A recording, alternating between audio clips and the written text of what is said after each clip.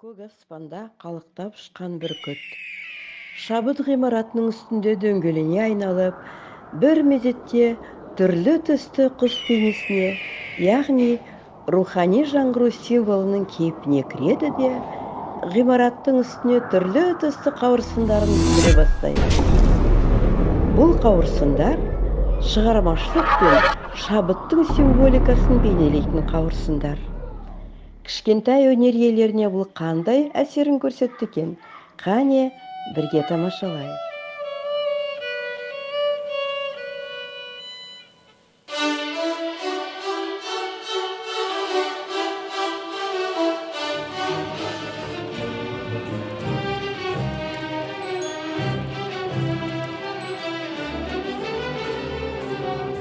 Ұрындасқан Қазақстан бақытымыз расында, бағасы бір оның шектасың ба?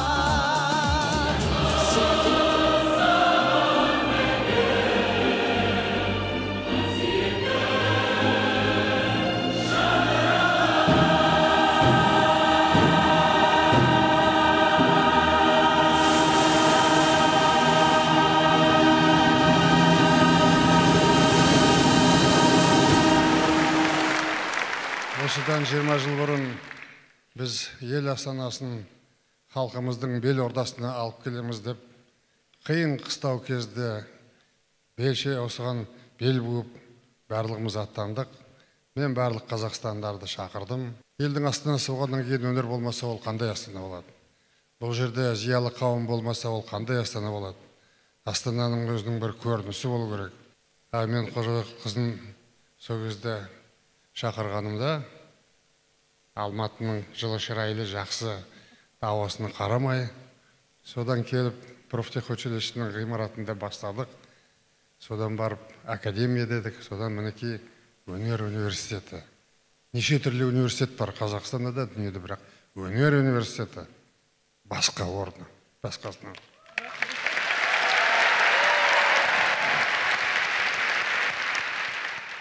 Өнер университеті болсын деп 20 жыл бұрын менің жарлығыммен құрылған болатын.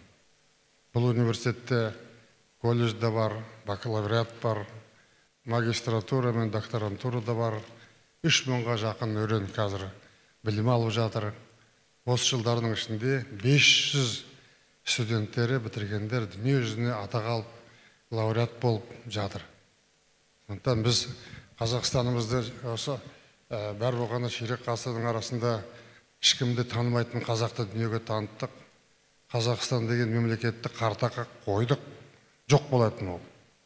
Ал енді қазір өркендеп өскен елде дүние жүзіне паш ету үшін рухани жаңғыру бағдарламасын мен жарияладым. Біз өнерімізді дүние жүзіне паш етсек, Қазақстанды басқа жағынан ел, жұрт барлығы білетін болады. Сондықтан мен баршаларыңызды университеттің ұжымын, өрендерін 20 жылдық мерекесімен шын жүрегімнен құттықтауға келдім.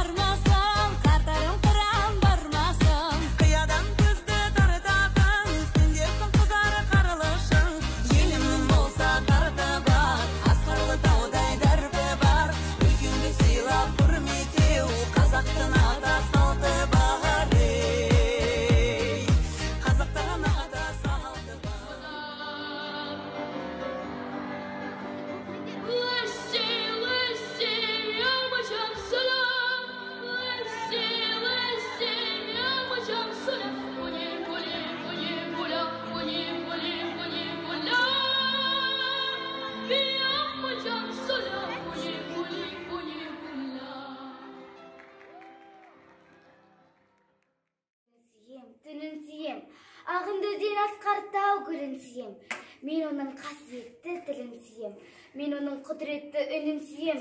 Сүйемін бар жандығын қыбырлаған, бәрі маған отан деп сыбырлаған. шырылдаған, жаным менің кеудемді жарып шықта, боз торғайы буынын шырылдаған. Отан, отан, бәрінен биік екен, мен оны мәңгілікке сүйіп өтем.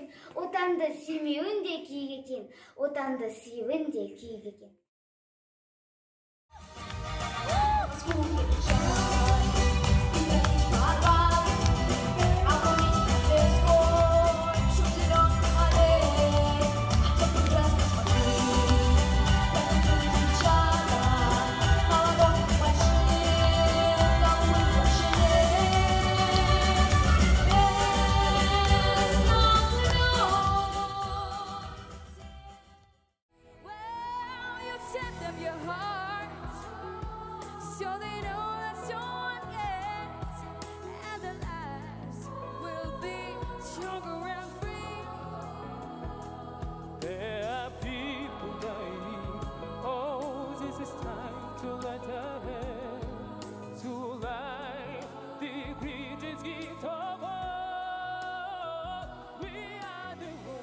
Міне, біздің балаларымыз осындай.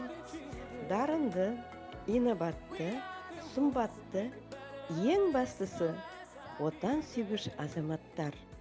Осы кішкентай бүлдіршіндеріміз жас шамасына қарамай, үлкен сахналарда өнер көрсетіп жүрген дарындар.